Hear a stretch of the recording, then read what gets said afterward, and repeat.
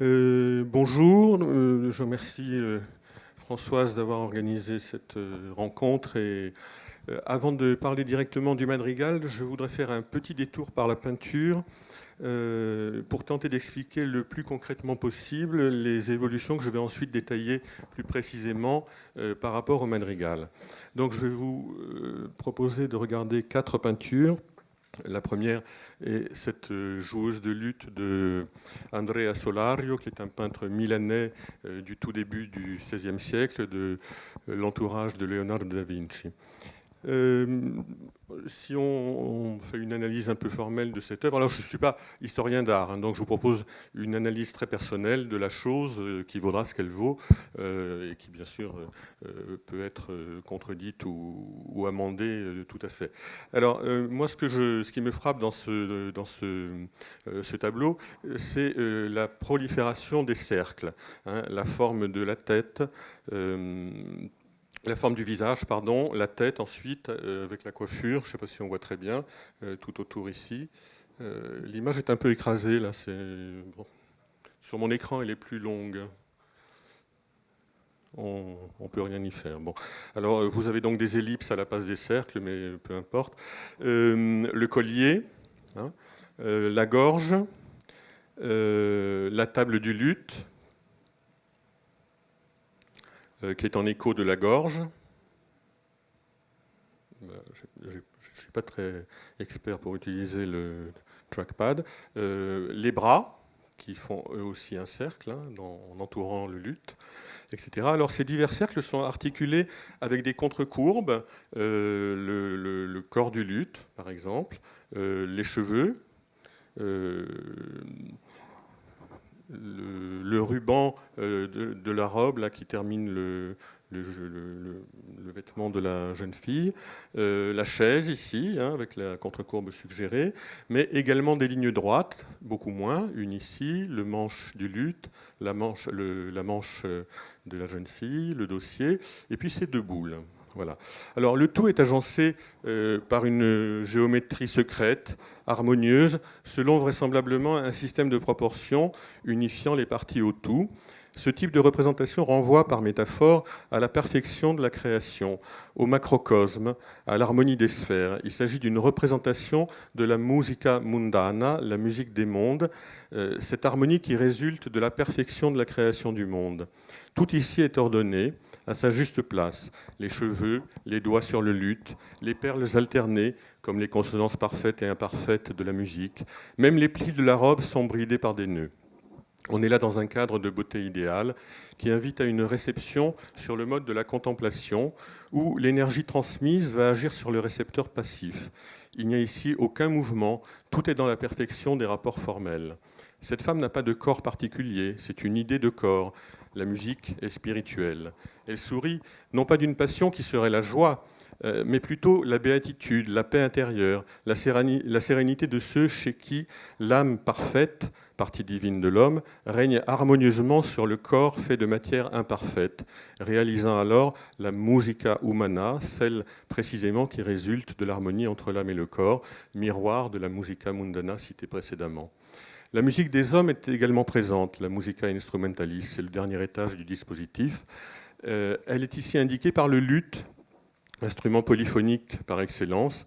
La musique est donc polyphonique, basée sur des proportions et parfaite métaphore sonore de l'harmonie des sphères.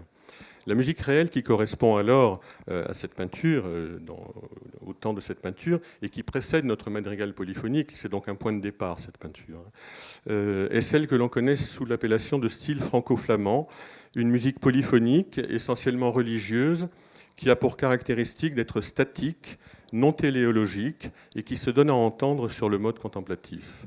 Elle est l'apanage de musiciens venus du Nord, et qui, même en Italie, occupent alors les rangs les plus éminents. Je vous montre ensuite alors un autre tableau à l'autre bout de notre chaîne temporelle, une peinture baroque de Hendrik ter Brugghen, qui est un peintre hollandais contemporain de Monteverdi.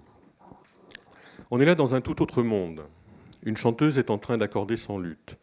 Et la peinture nous raconte cette histoire de manière diégétique. Il y a un début, l'oreille qui se tend pour vérifier le son que produit une main sur une corde modulée par l'autre main.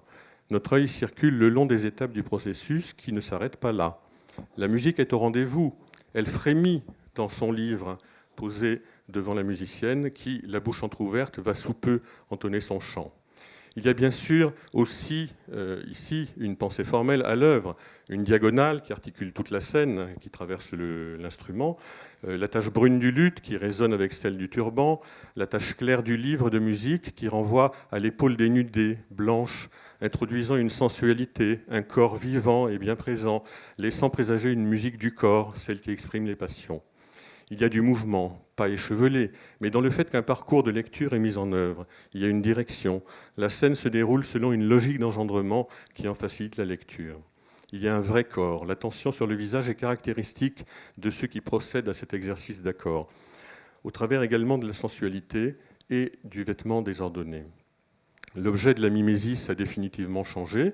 On représentera désormais l'homme qui, en proie au dérèglement des passions, saura les domestiquer, les juguler et restaurer la musica humana dont il était question précédemment.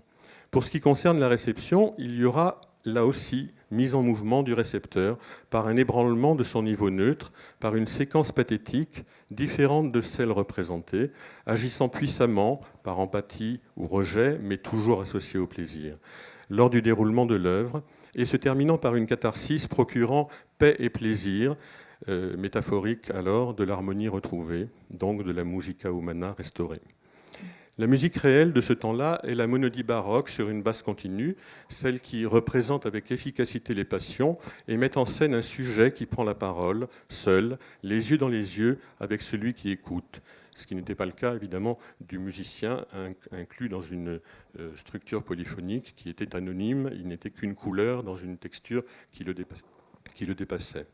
Alors, entre les deux, si je ne me trompe pas, voilà. Entre les deux, je vous montre une peinture maniériste de Pontormo, peintre florentin, 1494-1557, donc la première grande partie du XVIe siècle. Le maniérisme est un mouvement spécifique aux arts visuels, essentiellement la sculpture, la peinture, mais aussi l'architecture, les jardins en particulier, qui naît de l'apport de Michel-Ange au tout début du XVIe siècle. Sans renier l'héritage de la Renaissance classique, les proportions, la perspective, la connaissance de l'anatomie, mais rompant avec le seul critère de beauté idéale, les maniéristes cherchent à insuffler du mouvement dans les compositions et les corps. Ils n'y parviennent pas vraiment, malgré des torsions spectaculaires, des élongations de corps, des mises en scène audacieuses. Ils parviennent à produire de l'expression locale, mais pas à animer les ensembles, ni à instaurer une direction de lecture. Dans cette peinture de Jacopo Pontormo, on est saisi par la virtuosité de la mise en scène, mais aussi par son irréalisme. Une pyramide humaine improbable, où tout le poids semble reposer sur la pointe de pied du personnage qui est agenouillé devant. Si j'arrive à me déplacer, voilà. Donc c'est tout à fait étrange comme construction. Donc sur ce personnage agenouillé au premier plan. Un enchevêtrement de corps incompréhensible dont on ne sait lesquels sont posés sur le sol ou lesquels sont en lévitation. Un entrelac de membres qui unifie l'ensemble.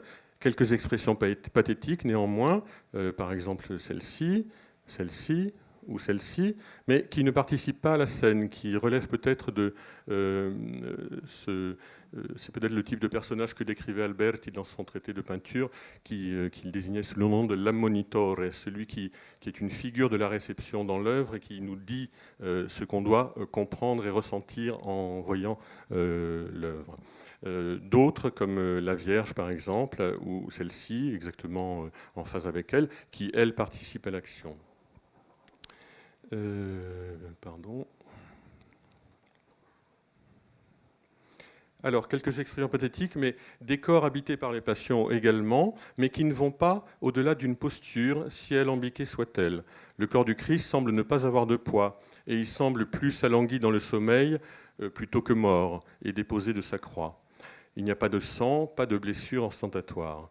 Malgré tout, une grâce infinie émane de cette œuvre, malgré des couleurs qui sont elles aussi assez improbables pour nos yeux d'aujourd'hui. C'est en peinture ce qui permet de comprendre le mieux peut-être la place du madrigal polyphonique qui met au service de la poésie lyrique toscane, représentant essentiellement les tourments du mal d'amour et renvoyant donc à la disharmonie que créent les passions dans la musica umana, il met donc au service de cette poésie une musique franco-flamande conçue pour exprimer la perfection du monde sur le mode contemplatif. Les moyens musicaux sont relativement inadaptés aux propos textuels.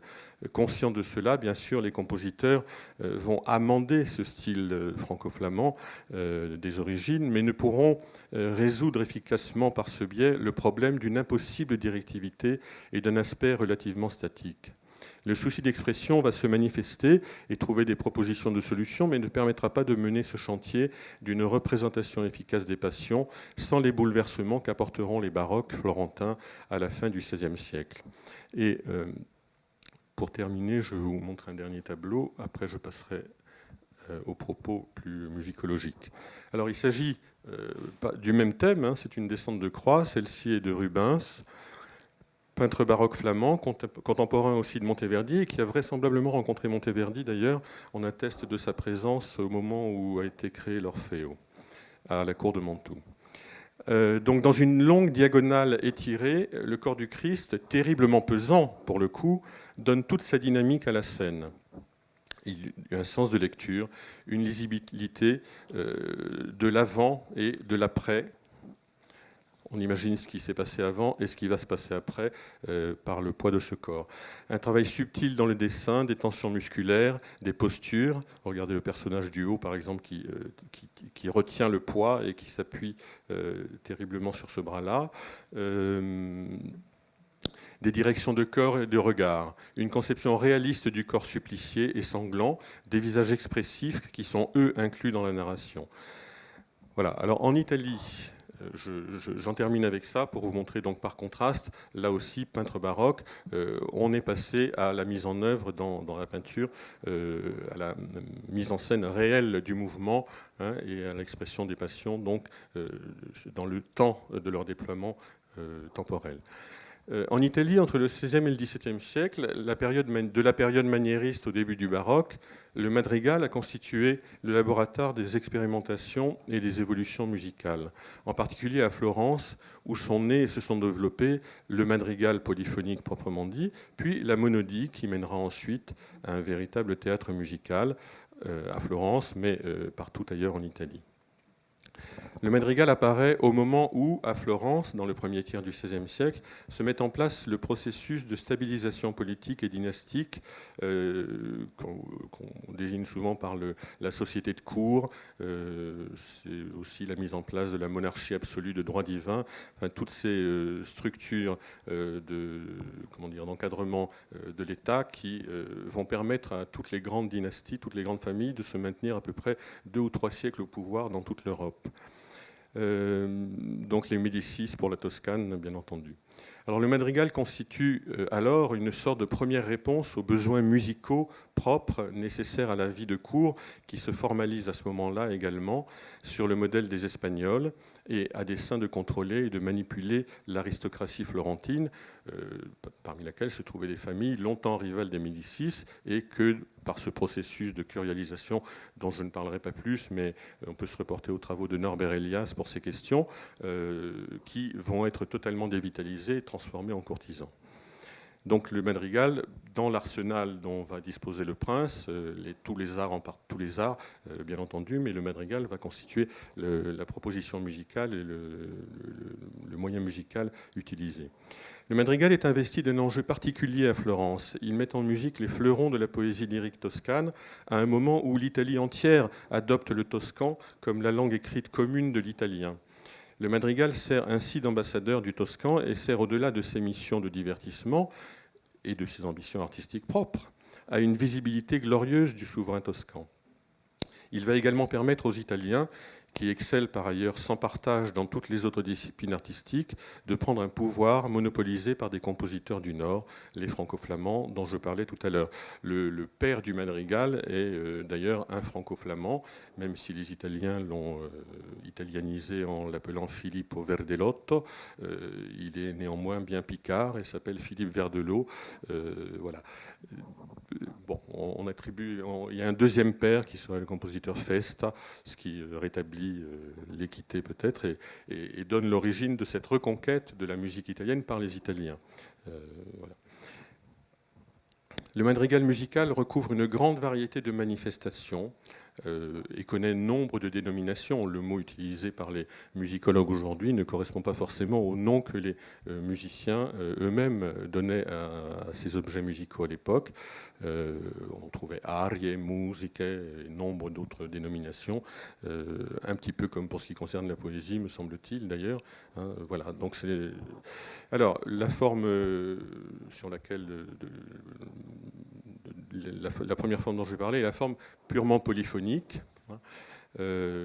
Plusieurs voix, 4 à 6, chantent en même temps, chantent le même texte, pardon, pas forcément en même temps, selon des procédures plus ou moins complexes, dans des relations entre ces voix organisées selon le dessin du compositeur, a priori pour mettre en scène le contenu du texte, bien entendu, avec ou sans doublure instrumentale lors de l'exécution.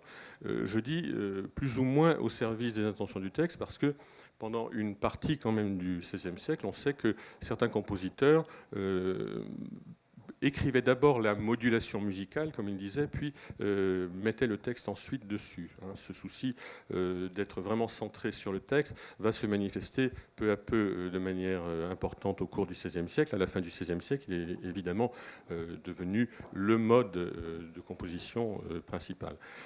Une autre version, si je puis dire, de ce madrigal polyphonique est ce que les musicologues du XXe siècle ont appelé la pseudomonodie. Ce n'était pas une dénomination du temps.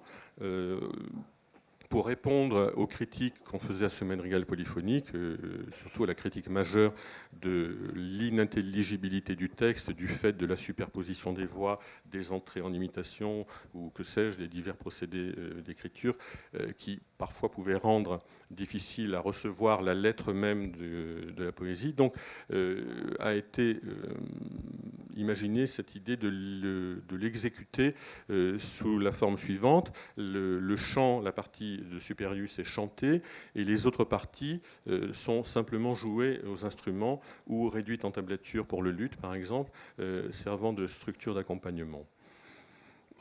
Plus tardivement, dans les années 60-70 du XVIe siècle, une forme que j'appelle amendée du madrigal, c'est-à-dire que d'une certaine manière, elle intègre les injonctions des débats de la contre-réforme, des débats du Concile de Trente, pardon, sur la musique, condamnant justement tous ces effets d'imitation musicale dans les textures contrapunctiques, prônant une simplification du langage, c'est-à-dire que tout le monde sera censé proférer en même temps le texte de telle sorte qu'il soit parfaitement intelligible. Il se trouve que c'est un souci partagé également par les humanistes à cette époque-là.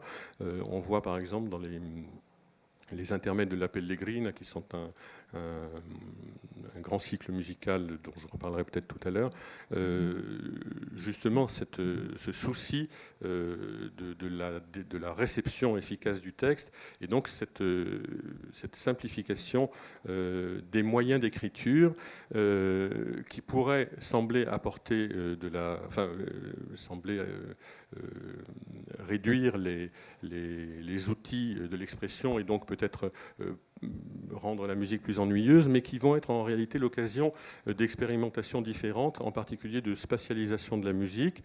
L'idée sera par l'utilisation de chœurs répétés ou de chœurs de textures différentes, etc., disposés soit dans les églises jusqu'à dans 8 chœurs différents, par exemple. On atteste de ça encore à Rome dans les années 30 du XVIIe siècle, ou bien dans les intermèdes de la Pellegrina, non pas dans l'espace, mais sur le plan, dans la verticalité, avec des chœurs qui vont se répondre. Donc on expérimentera pour introduire de la variété dans ce style d'écriture apparemment simplifié. La variété viendra donc de ces effets sonores de spatialisation. Toutes ces expériences-là, d'ailleurs, présentent un intérêt dans les évolutions plus importantes en termes de genre, puisqu'elles contribuent à un phénomène de spectacularisation de la musique, c'est-à-dire la musique se dote d'un visuel également, ce qui n'était pas forcément le cas du madrigal. Il faut savoir que le madrigal, s'il était exécuté à la cour, et c'est une question sur laquelle on n'a pas beaucoup de documents, il était assis autour d'une table par des musiciens qui lisaient leur musique, chacun avec son livre pour la tradition italienne. Mais il n'était pas du tout dans une situation spectaculaire, c'est-à-dire qu'on n'était pas en train d'admirer les domestiques qui font de la musique. Les musiciens de la cour étaient des domestiques, il ne faut pas se faire d'illusions. Monteverdi lui-même était un domestique, il ne faut pas l'oublier. Les musiciens qui exécutaient le madrigal étaient dans un coin du salon, c'était la radio vivante. On les écoutait éventuellement ou pas. On faisait ce qu'on avait à faire dans le salon du prince. Ils étaient là parce qu'il y a des peintures sur les murs, des dorures, des candélabres, que sais-je, des domestiques, et il faut de la musique. C'est ce qui est digne du salon princier. Voilà. Donc, cette forme amendée constitue, malgré l'apparente simplification, le lieu d'expérimentation qui font bouger les choses. Je cite une forme mixte qui est plus tardive en réalité, c'est Monteverdi dans, par exemple, Or che il cielo e la terra, toujours le livre 8, ce livre 8 de Madrigal de Monteverdi est vraiment une bible pour le coup, dans laquelle Monteverdi lui expérimente la cohabitation du style polyphonique et du style monodique.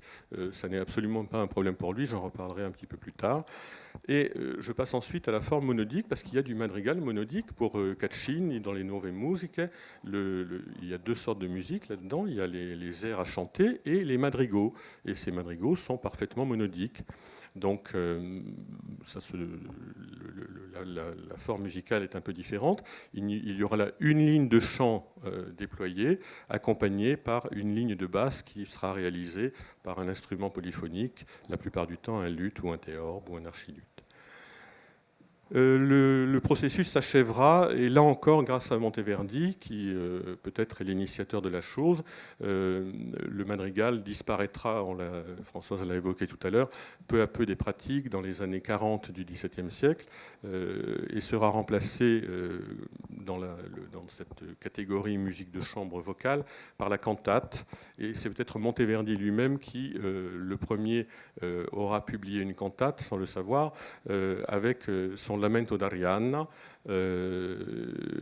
Celui que vous connaissez n'est pas celui qui était il n'est pas exactement dans la forme qu'il avait dans l'œuvre théâtrale donnée en 1608 à Mantoue. Dans l'œuvre théâtrale, le Lamento était fragmenté en 5 épisodes, entre lesquels le chœur intervenait. Cette partition a été perdue, peut-être pendant le sac de Mantoue, je ne sais pas.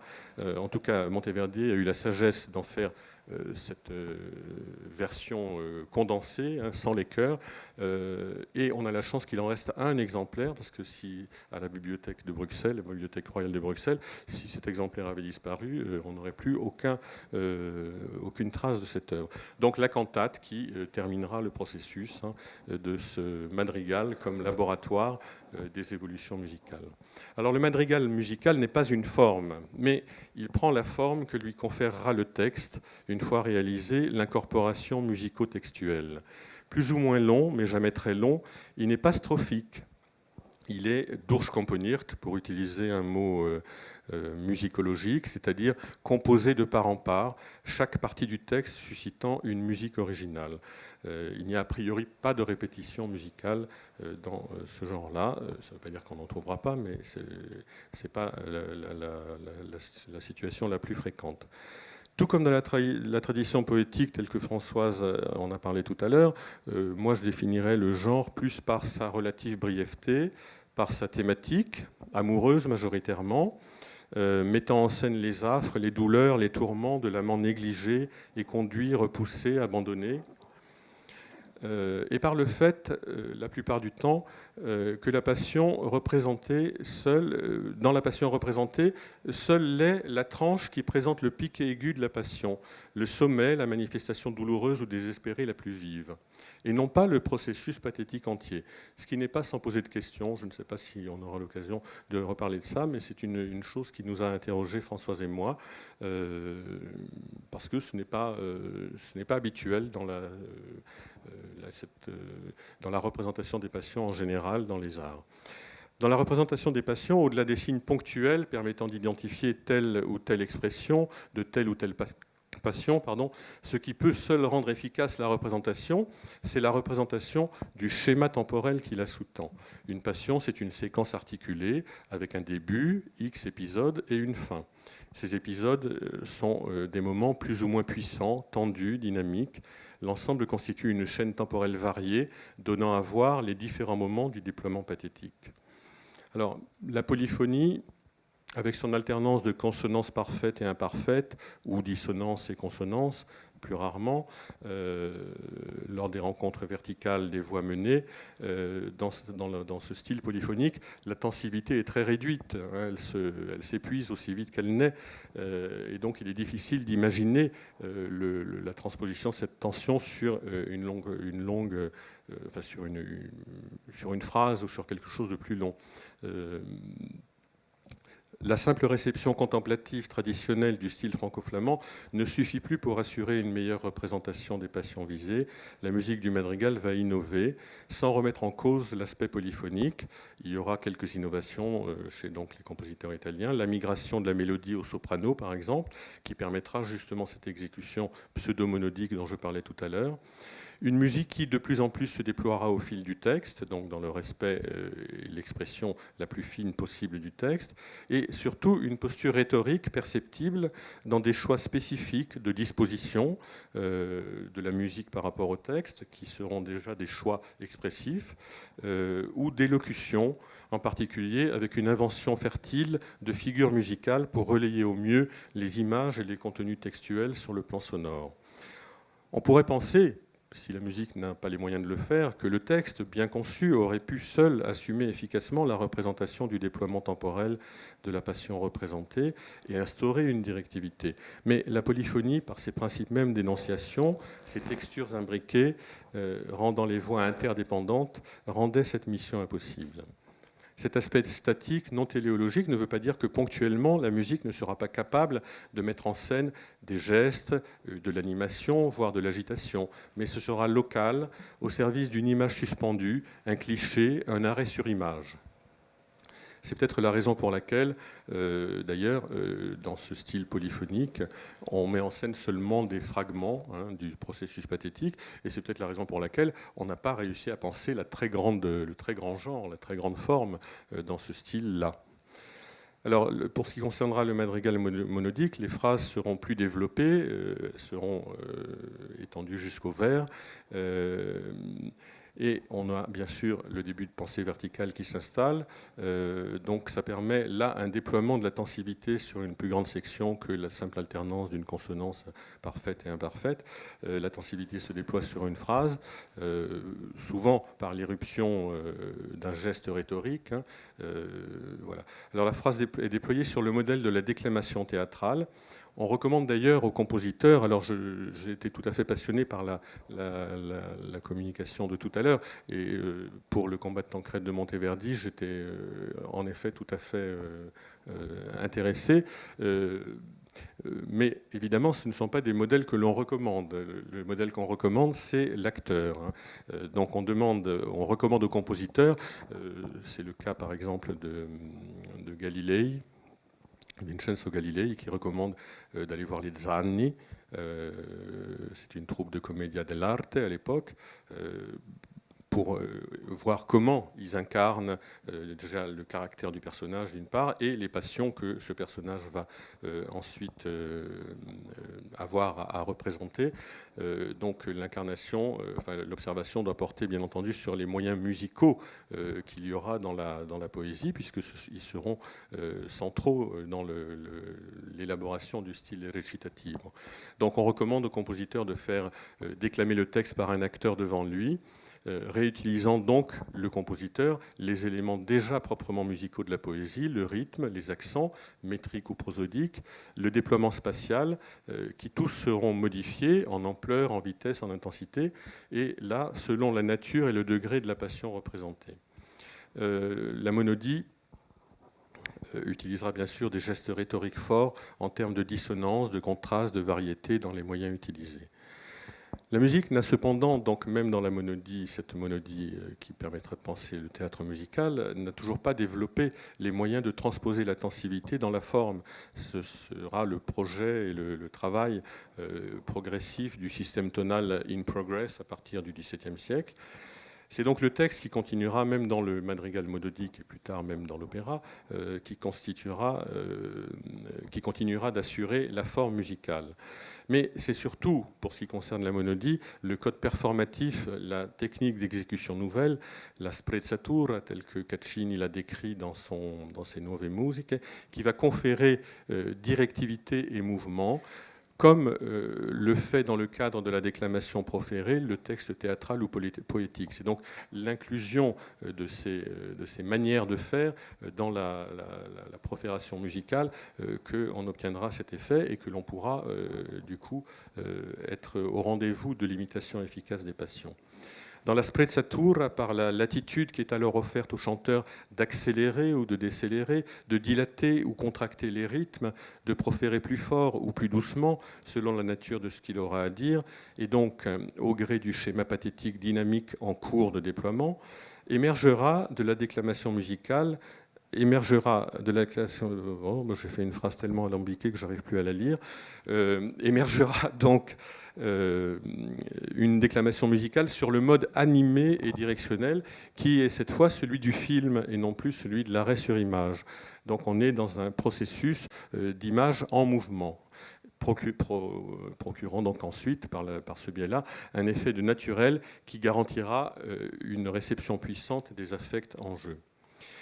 La nouvelle technique d'accompagnement, la basse continue, dans sa posture ancillaire, épousant les intentions du chanteur-orateur, secondera efficacement la réussite de ces effets nouveaux et contribuera à faire de la monodie le moyen enfin efficace de cette représentation des passions.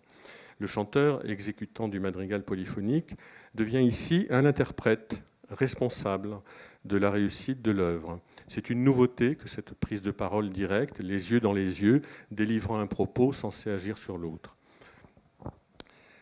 Je ne sais pas s'il me reste du temps. Alors, je voulais dire un petit mot faire une petite récapitulation. Donc, si ce madrigal est un laboratoire, voilà donc toutes les choses qu'il a permis de faire. Donc, au-delà de la promotion du Toscan, qui est une ambition qui le dépasse, puisque c'est celle du prince, il a permis d'introduire dans la musique la grande poésie lyrique. C'est un genre de chambre publique et privée qui remplit divers besoins. On sait qu'il y avait à la cour, dans les cours du nord de l'Italie, des concerts privés. Le plus célèbre d'entre eux, c'est celui des Dames de Ferrare, que le prince, à sa discrétion, faisait entendre à qui bon lui semblait. Et c'est peut-être une explication du problème que je pointais tout à l'heure, de ne pas représenter la séquence pathétique tout entière. Ce qui légitime la représentation des passions aux yeux de l'Église, ou en tout cas de l'idéologie dominante, c'est le fait qu'on représente bien sûr les dérèglements de la passion, mais surtout la manière dont le sujet va reprendre le pouvoir sur ses passions, les juguler, les domestiquer.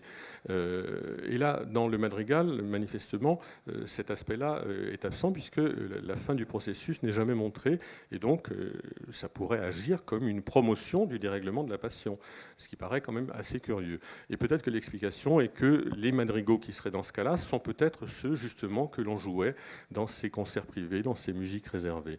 De manière paradoxale, quand Monteverdi transforme en madrigal polyphonique son Lamento d'Ariane, il supprime le passage du retour de la raison, le moment où Ariane, à la fin du Lamento, reprend ses esprits, redevient une princesse de sang qui condamne à mort cette femme qui a trahi sa patrie, qui s'est abandonnée à une passion coupable. Et donc Ariane elle-même se condamne à mourir de manière tout à fait décisive. Eh bien, cette partie-là n'est pas mise en musique par Monteverdi lorsqu'il en fait un madrigal polyphonique. C'est assez significatif. Donc, dans ses formes pseudo-monodiques et sa forme amendée, il a contribué au débat, aux expérimentations vers une possible monodie, en introduisant donc cette variété et ces variations dans la manière d'écrire d'une part, mais surtout de proférer. Ça a permis aussi, tout au long du XVIe siècle, lors de fêtes importantes dans les différentes cours, à des moments dynastiques importants, des mariages, des noces princières, etc., d'expérimenter ces formes spectaculaires, hein, dont les intermèdes de la Pellegrina que j'ai cité tout à l'heure sont peut-être les plus célèbres, puisque la partition en a été imprimée de manière très officielle et que donc on a tous les documents.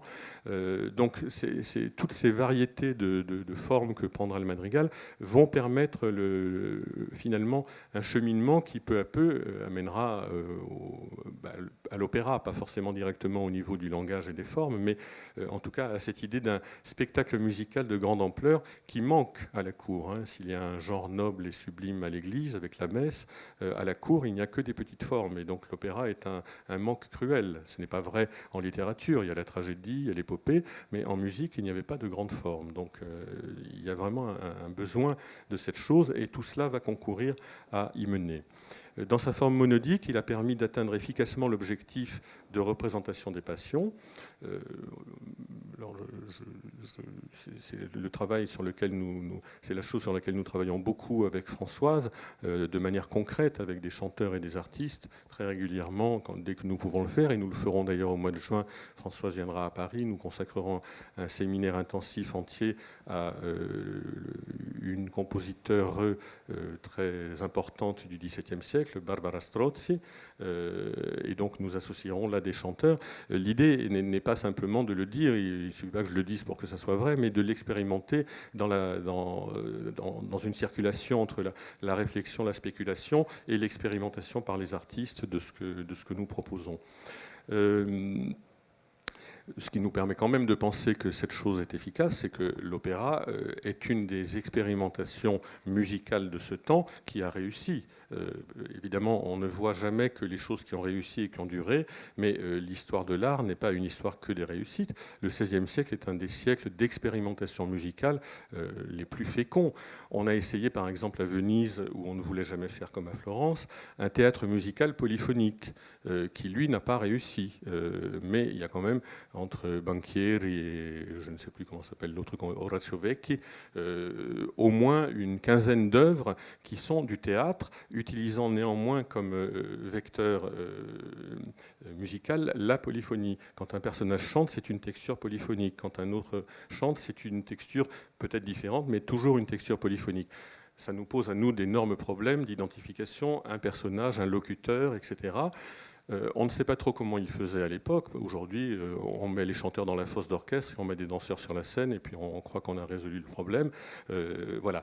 Mais on sait que c'était représenté, puisque dans les préfaces de Banchieri, on décrit dans le salon, on délimite un espace de représentation, et donc il y avait un visuel qui était...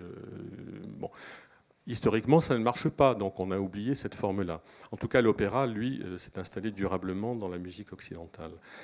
Cette monodie permet donc le développement de genres nouveaux, comme l'opéra, donc, qui s'appelle la favola in musica, et donc vient finir par combler ce manque dont je parlais tout à l'heure.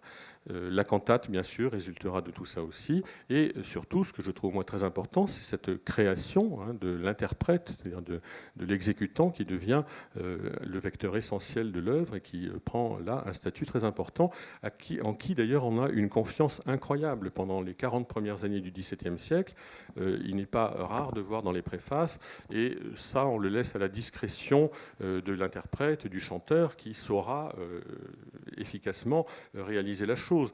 tant pour le chanteur que pour le réalisateur de continuo. On ne met dans la partition d'une part et dans les préfaces et dans les traités que ce qui est utile et qu'il faut mémoriser. Tout ce qui est évident et implicite ne l'est pas. Et donc pour le continuo, par exemple, c'est très très frustrant de lire les préfaces de ces grandes œuvres parce qu'on dit « Ah mais oui, mais puisque Naldin il le fait très bien, on n'a pas besoin d'en dire plus, il le fera comme il faut au moment de l'exécution. » Voilà. En tout cas, l'interprète, on lui fait une confiance incroyable et ça ne va pas durer longtemps parce que dès que l'opéra public s'installe à Venise, le compositeur reprend un beaucoup plus grand pouvoir sur l'information des partitions et là, l'interprète sera dans une posture beaucoup plus ancillaire. Les Florentins, Peri et Caccini, qui sont donc les créateurs officiels de la nouvelle, du nouveau genre Favola in Musica et qui sont parmi ceux qui ont travaillé à forger la monodie, avaient violemment rejeté le style polyphonique pour forger cette monodie véritable sur une basse continue qu'ils ont utilisée exclusivement. Monteverdi, lui, était beaucoup plus ouvert et conscient de l'intérêt que pouvait présenter l'un ou l'autre style selon les occasions textuelles. Et c'est un souci qu'on voit chez Monteverdi. Rien n'est à rejeter pour lui. Tout est licite dans la mesure où c'est le moyen idéal de permettre à tel ou tel propos de se déployer le plus efficacement. Donc la polyphonie, pour Monteverdi, n'est absolument pas l'ennemi, contrairement aux Florentins très militants qu'étaient Peri et Caccini. Alors, Monteverdi, avec ce fameux livre 8, avait, d'une certaine manière, résolu une grande partie des problèmes liés au madrigal polyphonique, puisque, avec les différentes formes qu'il lui a données dedans et l'articulation qu'il en a faite avec d'autres styles, comme le monodique ou l'irruption des instruments, etc., d'une certaine manière, on peut dire qu'il avait sauvé le madrigal de toutes les critiques qu'on avait pu lui faire à la fin du XVIe siècle. Mais il le fait à un moment historique où les cours italiennes ne vont pas bien sur le plan financier. On met beaucoup moins d'argent dans ces choses-là. Et l'entretien d'un concert de chanteurs devient un luxe qu'on ne se permet plus. Le passage à la cantate a aussi cette motivation-là. Il faut, dans les évolutions artistiques, c'est très souvent les conditions de production qui sont explicatives des évolutions ou qui, en tout cas, peuvent les précipiter ou les encourager. La nouveauté de toutes ces approches réside dans l'idée que l'énergie, l'expression musicale n'est plus sise seulement dans un matériau musical, l'éthos des modes par exemple pour la polyphonie, ou dans la mise en œuvre de procédures musicales strictes, le contrepoint, mais dépend de la délivrance responsable d'un propos. C'est donc l'émergence chez les compositeurs, mais chez les interprètes aussi, d'une posture rhétorique, secondée par une pensée poétique très claire chez les compositeurs. Les compositeurs sont très conscients de ce qu'ils font. Il y a eu en France au XVIIe siècle un concours organisé par Mersenne entre le musicien du roi de France, Boesset, et un prêtre hollandais qui s'appelait Théodore Ban, qui prétendait, lui, Théodore Ban, écrire comme Monteverdi, et sans doute même mieux, parce que la différence de Monteverdi qui écrivait comme ça sans se rendre compte, lui savait exactement ce qu'il faisait.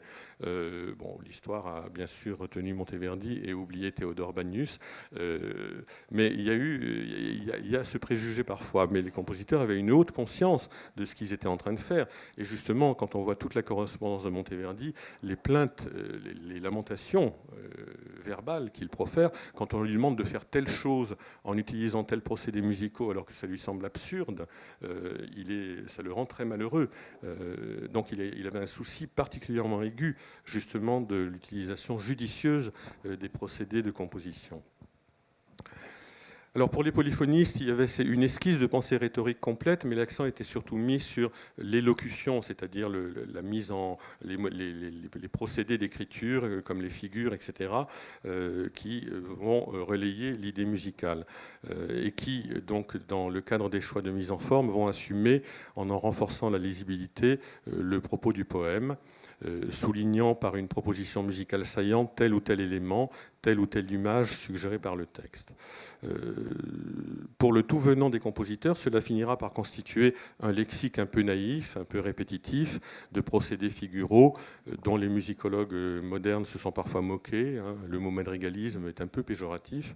Mais chez des compositeurs comme Roland de Lassus ou Monteverdi, les clichés, lorsqu'ils sont utilisés, sont toujours réénergisés. C'est-à-dire qu'ils ne se contentent pas de les réutiliser bêtement. Il y a toujours une deuxième raison, si on analyse finement, de l'utiliser.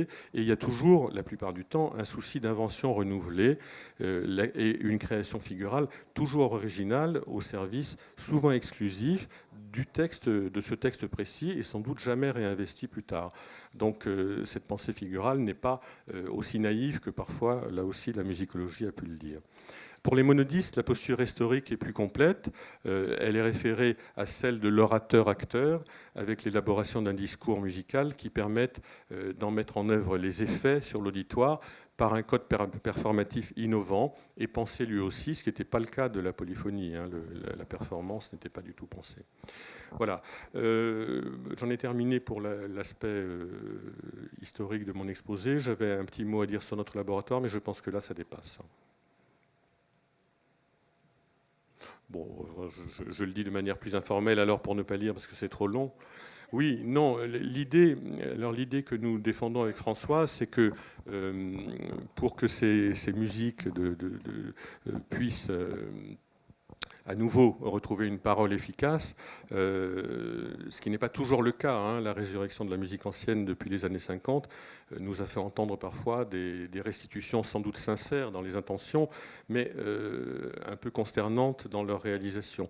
Donc l'idée, c'était de se redonner les moyens de le faire de l'intérieur. C'est passé par un grand travail de récupération de savoir et surtout par cette idée de travailler, non pas de manière dogmatique, en énonçant par exemple un ensemble de procédures à mettre en œuvre, mais en faisant confiance à chaque fois à chaque œuvre, en faisant surgir les rapports fins qu'il y a entre le texte et la lecture qu'en a fait tel compositeur, et puis surtout en mettant tout ça à l'épreuve du réel par un travail systématique avec des artistes interprètes. Donc c'est vraiment comme ça qu'on a décidé de procéder. Et notre présence, enfin ma présence ici et le souci de Françoise dans cette rencontre, c'est d'élargir peut-être notre champ de curiosité et d'échange pour peut-être aller plus loin dans l'intelligence de ces objets d'une part, et peut-être aussi dans la performance, chose que nous avons déjà tentée. Par exemple, nous utilisons dans le Lamento d'Ariana maintenant une comédienne qui a travaillé, qui est italienne et qui a travaillé dans les musiques populaires italiennes, je ne sais pas exactement, mais c'est un type de voix à la Giovanna Marini, donc une voix très terrienne, pas du tout une voix stylisée de type bel canto, et c'est un travail intéressant. Alors je ne dis pas que c'est achevé encore, mais ça fait surgir des strates très très intéressantes au niveau expressif qui n'apparaissent pas lorsque c'est une voix plus stylisée ou moins, ou de manière plus médiatisée. Ce qui nous autorise à le faire, c'est aussi que Monteverdi l'a fait avant nous. Monteverdi était à la cour en train de préparer, j'en termine avec ça, il préparait la production de l'Ariane pour des noces princières à Mantoue, et la chanteuse qui devait interpréter Ariana meurt. Monteverdi a quand même à sa disposition les deux filles de Giulio Caccini, qui sont à l'époque les deux meilleures cantatrices, une fois l'autre morte. Peut-être l'ont-elles d'ailleurs aidé, ça j'en sais rien. Mais en tout cas, Monteverdi ne choisit aucune des deux filles de Caccini. Il choisit Caterina Martinelli, qui est une comédienne appartenant à une troupe de Commedia dell'arte et présente à la cour de Mantoue également pour les noces princières. Donc Monteverdi a privilégié une virtuosité d'expression à une virtuosité exécutive, et donc c'est ce genre de choses que nous essayons de mener avec Françoise, et nous espérons que ces rencontres nous permettront d'affiner notre arsenal et notre curiosité et d'aller plus loin peut-être avec d'autres voies dans cette perspective. Voilà, je vous remercie.